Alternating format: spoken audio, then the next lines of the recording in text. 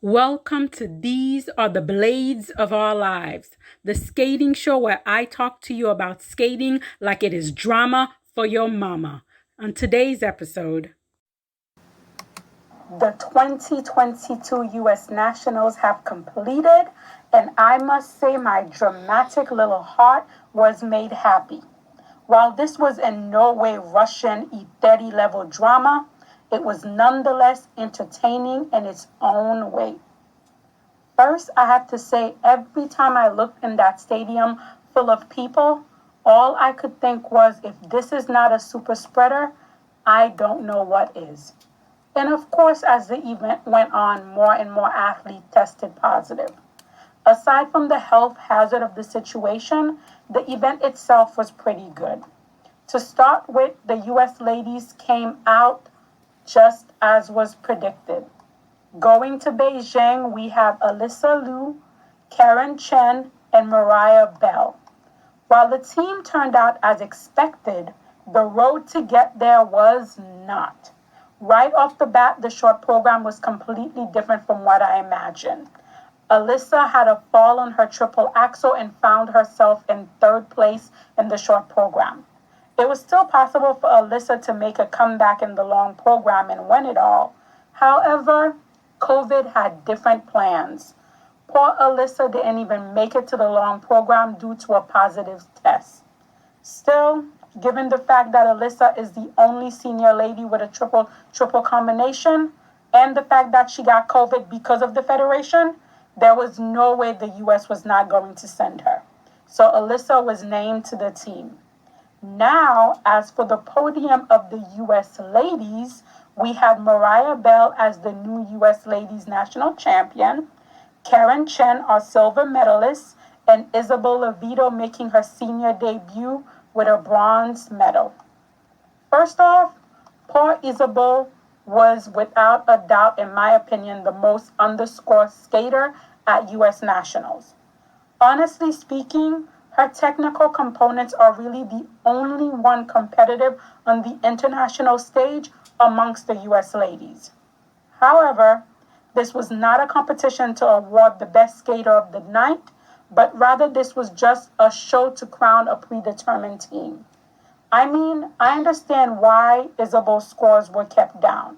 After all, why would the Federation crown a national champion who's not eligible for the Olympic team? Still, based on the 2 nights of competition, Isabel should have been in first place based on my opinion. I think Isabel will be crowned the national champion next season if she can continue to progress at the pace that she's currently at.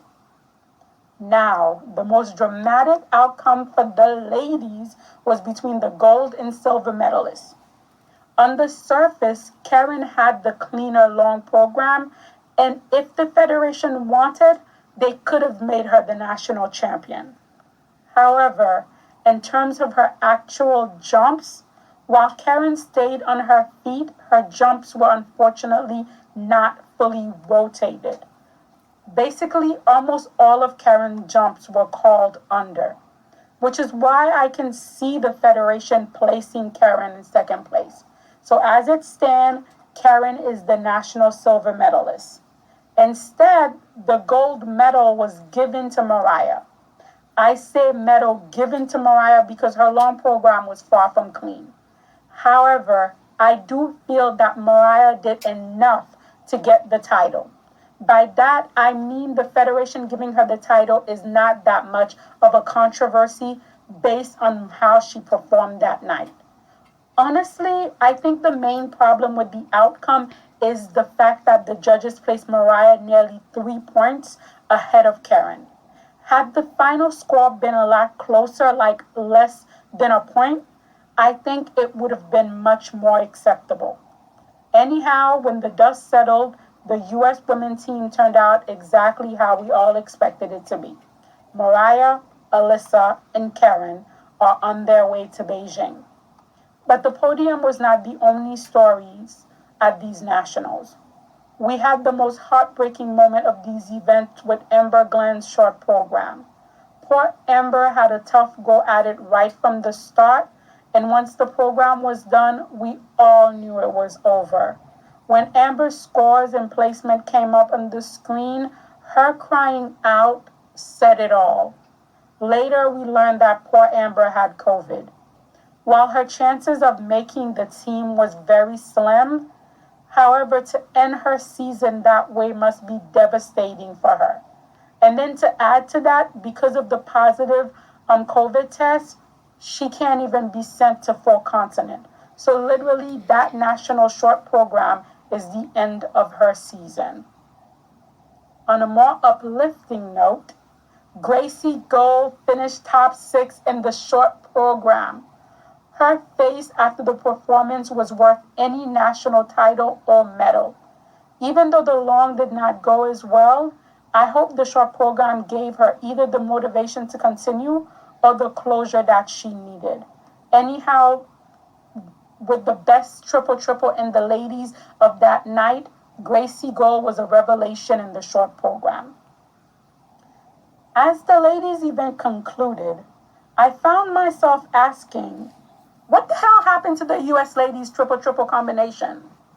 I mean, I understand the U.S. ladies cannot compete with the Russian ladies in terms of quads, or the Japanese ladies with the triple axel. However, I remember the U.S. ladies having triple combinations 15 years ago, 10 years ago.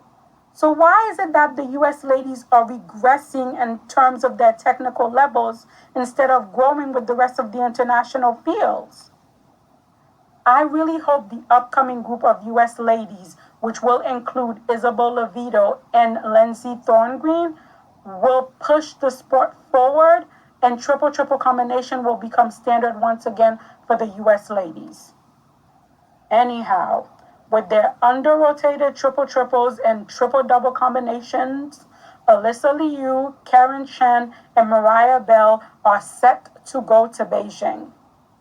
As this was the team that I was expecting, I'm okay with the podium, and I can only hope that everyone stay healthy and safe making their way to Beijing.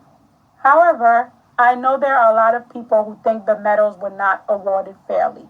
How about you? Who do you think you would have awarded the U.S. women's national title to? Let me know in the comments below. Welcome to These Are the Blades of Our Lives, the skating show where I talk to you about skating like it is drama for your mama. On today's episode,